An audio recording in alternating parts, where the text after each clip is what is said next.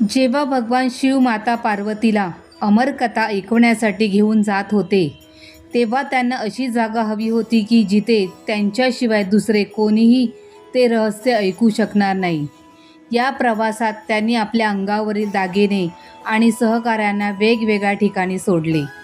पहलगाम येथे नंदी सोडला, चंदनवाडीला केसातील चंद्र उतरवून ठेवला, पंचतरणीला पृथ्वी, जल, अग्नी, वायू आणि आकाश यांचा त्याग केला आणि या ठिकाणी भगवान शिवने आपल्या गळातील शेषनाग उतरवून या सरोवरात सोडला. या ठिकाणी आपला नाग सोडल्यामुळे या तलावाला शेषनाग तलाव असे म्हणतात.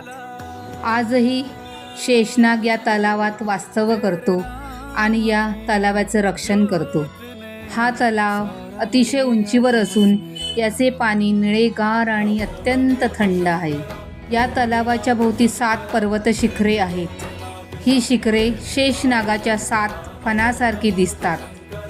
भाविक जेव्हा अमरनाथ यात्रेला येतात तेव्हा शेषनाग तलावाचे दर्शन घेतल्याशिवाय त्यांची यात्रा पूर्ण होत नाही.